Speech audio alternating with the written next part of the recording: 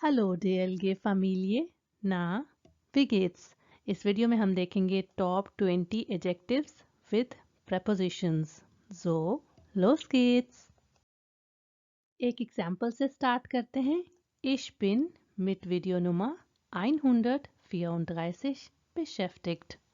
अगर आप किसी भी सेंटेंस को जब रिटन टेक्स्ट में देखें तो आप देखा करें कि वो किन किन वर्ड से मिलकर बना है. जैसे कि यहाँ पर हमें जाहिर बात है नॉमिनेटिव नज़र आ रहा है, एक पर्सनल प्रोनाउन, फिर एक वर्ब की फॉर्म है. अच्छा, यहाँ पर एक प्रपोजिशन भी यूज़ हुआ है, फिर एक नाउन आता है, उसके बाद एक नंबर यूज़ किया गया है और एंड में हमें एक वर्ड नज़र आ रहा है जो कि लग तो हमें रहा है कि जैसे ये वर्ब की फॉर्म है, पार्टिसिप्स वाई ना, या फिर ये क्या एडजेक्टिव तो नहीं है. तो इस तरह आपने आइडेंटिफाई करना होता है किसी भी सेंटेंस को देख के कि उसमें कौन कौन से वर्ड्स यूज़ किए गए हैं. जो आज का हमारा टॉपिक है वो बहुत ही इंटरेस्टिंग है इस लिहाज से कि B1 लेवल से ऑनवर्ड्स अगर आप अपने रिटन और स्पोकन जर्मन में यूज़ करेंगे ना एडजेक्टिव्स विद प्रपोजिशंस तो बहुत ही अच्छा इम्पैक्ट होगा और आपकी लैंग्वेज ज़्यादा खूबसूरत हो जाएगी. तो यहाँ पर हमने जो कॉम्बिनेशन यूज़ किया है इनका वो है beschäftigt mit. और इस सेंटेंस का क्या है ट्रांसलेशन ये देख लेते हैं. I am busy with video number 134. लेकिन इस बात को आप सिर्फ इसी कॉम्बिनेशन के साथ नहीं कह सकते, बल्कि एक और भी तरीका है, उससे भी आप इस बात को कह सकते हैं, वो देख लेते हैं. Ich beschäftige mich mit Videonummer 134, जिसकी ट्रांसलेशन होगी I busy myself with video number 134. अब इन दोनों में आपको क्या डिफरेंस पता है कि क्या डिफरेंस है? एक तो ये डिफरेंस है कि ये जो है जो करंट एक्टिविटी हो रही है उसको इंडिकेट करता है और जो जर्मन लैंग्वेज का प्रेजेंस है वो इंग्लिश टेंसेस, दो टेंसेस के बराबर होता है जो कि है प्रेजेंट इंडेफिनिट और प्रेजेंट कंटिन्यूस. दूसरा डिफरेंस आप आइडेंटिफाई करें कि क्या है. Let's see. इस एग्जाम्पल में हमने यूज़ किया था एक कॉम्बिनेशन जो कि है एडजेक्टिव और preposition का, और इस एग्जाम्पल में हमने एक डिफरेंट यूज़ किया था जो कि है वर्ब और preposition का. तो इस तरह आप देख सकते हैं कि एक ही बात को आप दो डिफरेंट तरीकों से किस तरह से कर सकते हैं. क्योंकि अब हमारा लेवल इंटरमीडिएट है तो हमें एक ही बात को डिफरेंट तरह से करना आना चाहिए. अगर हम एक राइटिंग के पोर्शन में डिफरेंट एक्सप्रेशंस यूज़ करते हैं तो उतने ही ज़्यादा हमारे मार्क्स आने के चांसेस हो जाते हैं. मिट के साथ एक और एग्जाम्पल देख लेते हैं जो कि है फैटिश मिट, जिसका मतलब है to be finished with, to be done with. अच्छा, यहाँ पर आपको ये बात बता दूं कि अक्सर ऐसे कॉम्बिनेशंस हैं एडजेक्टिव्स और prepositions के जो कि बिल्कुल इंग्लिश के मीनिंग्स रखते हैं, तो उनको इजीली आप याद कर सकते हैं. और सेकेंडली, जब भी prepositions का मामला हो तो हमें याद है कि इनको केसेस के हिसाब से हमें सॉर्ट आउट करना होता है. और वेक्सल प्रपोजिशनन जब आप कॉम्बिनेशंस याद करें तो उनके लिए भी ज़रूरी है कि हम उनके केसेस को साथ साथ याद करें. तो यहाँ पर तो इजी है क्योंकि डाटिव प्रपोजिशन है, तो इसलिए फिर उसके बाद जो भी नाउन का पार्ट आएगा वो उसके केस को फॉलो करेगा. तो यहाँ पर है जी example, Ich bin mit meiner Erklärung fertig. I am done with my explanation. Next example है zufrieden mit की, satisfied with. Bist du mit deinem Gehalt nicht zufrieden? verheiratet mit, married to. अब ये note करें कि यहाँ पे सू नहीं आया बल्कि मैरिड विद आया है. जर्मन लैंग्वेज को अगर हम ट्रांसलेट करके देखें, लेकिन इंग्लिश में मैरिड टू होता है. Er ist mit einer Künstlerin verheiratet und hat 2 Kinder. verbunden mit, attached या associated with. Weltraummission ist mit großen Kosten verbunden. Weltraummission कहते हैं स्पेस मिशन. जैसे कि हमने पहले बात की है, जब भी आप रिटन टेक्स्ट को देखें तो हमेशा ये चेक करें कि क्या वर्ब्स और एडजेक्टिव्स कॉम्बिनेशंस यूज़ हुए हैं. तो इसी से आप बेहतर आइडिया लगा पाएंगे कि किस तरह से जर्मन लैंग्वेज में ये कॉम्बिनेशंस वर्क करते हैं. अब हम फ्यूअर के साथ कुछ कॉम्बिनेशंस देखेंगे।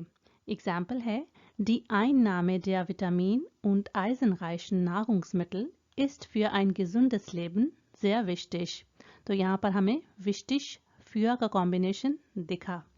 Einnahme कहते हैं इनटेक और नागुंग्समिटल food stuff.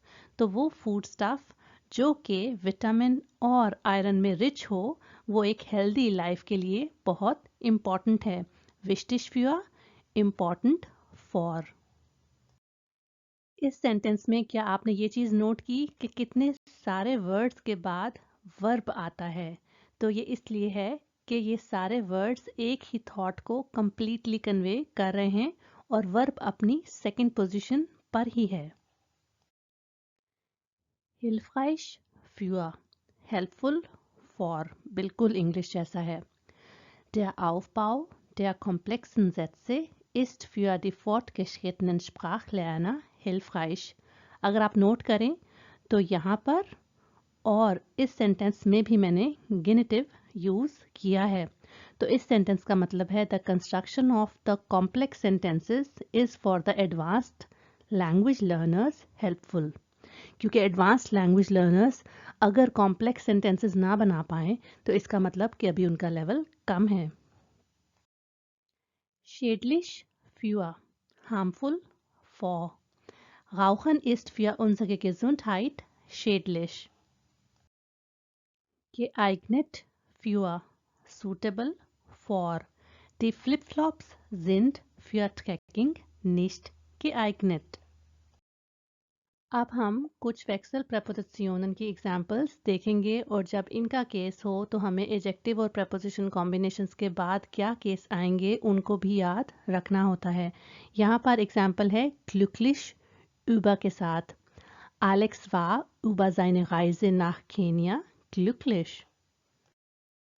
Verärgert über, erneut at, aber jetzt ist er sehr über das Flugverbot verärgert। Corona की वजह से सारों की ही फ्लाइट्स तो कैंसिल हुई हैं। इसी तरह über के साथ हम unglücklich का कॉम्बिनेशन भी यूज़ करते हैं और traurig über भी, और ये दोनों भी अपने बाद आकुसाटिव केस को फॉलो करते हैं। gut in, और ये अपने बाद दाटिव केस लेता है। Der Techniker ist in seiner Tätigkeit gut। Die Waschmaschine läuft wieder einwandfrei। einwandfrei कहते हैं flawless।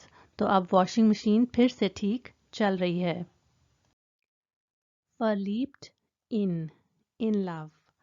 Er ist seit 5 Monaten in Julia verliebt। Gewöhnt an, used to। अब इस कोरोना के टाइम पे Wir sind an die Mund-Nasen-Bedeckungen schon gewöhnt, oder? अच्छा, ये जो Mund-Nasen-Bedeckung है, यहाँ पर प्लूरल यूज़ हुआ है। ये होता है जी फेस मास्क जो कि आपके मुंह को और नाक को कवर करे। अब आप सोचेंगे कि इस वर्ड की जगह मास्के या फिर गेशिश मास्के क्यों नहीं यूज़ हुआ। तो वो जो दो वर्ड्स हैं वो होते हैं फेस पैक या फेस मास्क के लिए, जो कि हम पार्लर में करवाएं या खुद से करें। लेकिन ये जो वर्ड है ये इस मास्क के लिए यूज़ होता है। reich an, rich in, इसका ऑपोजिट है जी arm an। Ich esse gerne frische Obst und Gemüse, weil die reich an Vitamine sind। यहाँ पर आप नोट करें कि reich an इकट्ठा यूज़ हुआ है, लेकिन अब तक जितने भी हमने कॉम्बिनेशंस यूज़ किए थे वो अलग से यूज़ हुए थे, लेकिन उनको भी कुछ सिचुएशंस में आप इकट्ठे यूज़ कर सकते हैं। Stolz auf, proud of। Frau Schneider ist auf ihre Tochter stolz, weil sie einen Musikwettbewerb gewonnen hat। Music competition। Wütend auf, mad at। Sie war sehr verletzt und wütend auf ihren Mann। Er hat sie betrogen। betrogen का infinitive verb form क्या है ये मुझसे ज़रूर share कीजिएगा। Okay जी, she was very hurt and mad at her husband। He has cheated her। cheated her। गुस्सा करने के लिए दो और एडजेक्टिव कॉम्बिनेशंस हैं हमारे पास और वो दोनों भी auf के साथ आते हैं और अपने बाद एक्कुसाटिव केस फॉलो करते हैं। वो हैं जी sauer auf और ärgerlich auf। abhängig von, ये अपने बाद हमेशा दाटिव केस फॉलो करता है जिसका मतलब है dependent on. Die Nachfrage ist stark abhängig von den Preisen für die fossilen Energieträger wie Kohle, Mineralöl und Gas। इस वीडियो में जो हमने verheiratet mit डिस्कस किया है उसका ऑपोजिट है getrennt von, जिसका मतलब है divorced from।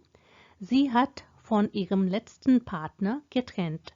Es hat dieses Mal auch nicht geklappt। geklappt होता है जी worked। लास्ट एग्जाम्पल हमने सू की ली है और सू हमें पता है कि एक दाटिव प्रपोजिशन है। यहाँ पर कॉम्बिनेशन है जी bereit सू। bereit सू का मतलब होगा रेडी टू।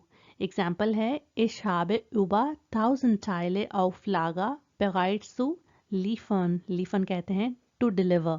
अच्छा, यहाँ पर मैंने जस्ट 20 दिए हैं जो कि मेरे बहुत फेवरेट थे कॉम्बिनेशंस।